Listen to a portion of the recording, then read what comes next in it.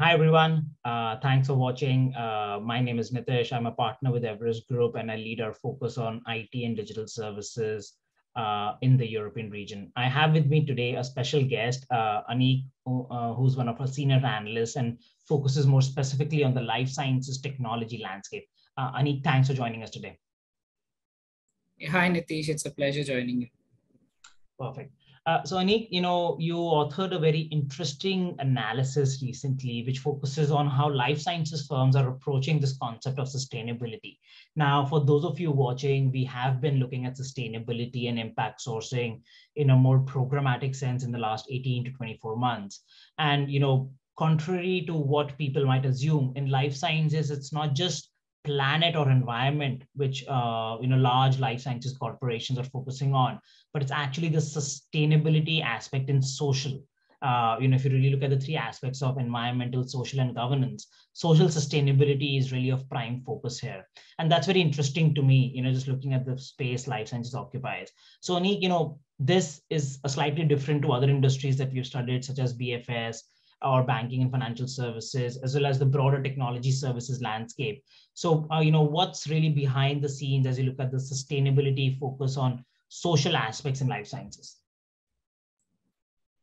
Hi, Nitish. Hi, everyone. That's a very interesting point that you mentioned.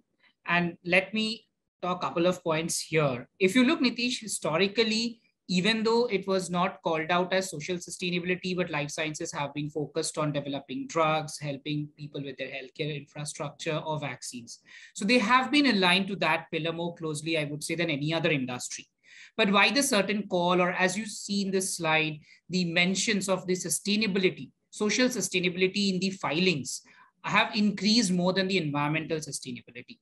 According to me, and also as part of the research that has gone through in this viewpoint, it's primarily because of the response that the industry gave to the COVID pandemic. The pandemic had brought few topics to the limelight, like the idea of vaccine equity, accessing medication or medicines and healthcare in certain remote areas or remote geographies, then pricing of medicine, the acceleration of clinical trials, including diversity. And all these sub items do come under the social pillar. So if we group them and ask someone, where are you focusing? They would definitely say it's the social pillar of the sustainability. And that's why it has increased, I would say, with the other pillars along with it going in parallel. Yeah, I think that's a great point. I think life sciences in the last few years has generally been coming closer to the healthcare aspect of things in terms of working with payers and providers. But I think the last 2 years, especially the response the life sciences firms had to the pandemic in terms of getting a vaccine through in record time, but also the issues it highlighted with global inequality, put us in an interesting position, and it's an important time to have this conversation. And as others can see, this looks at annual and quarterly filings by large life sciences corporations globally, where it's focus on social sustainability outranks environmental. Again, we're not saying environmental is not important.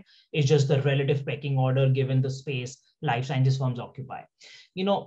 Having spoken about that, Anik, what it brings me to the next question and a thought, which is what exactly are life sciences firms trying to do in social sustainability? Are there a few pillars or a few areas where they're trying to do this more versus others?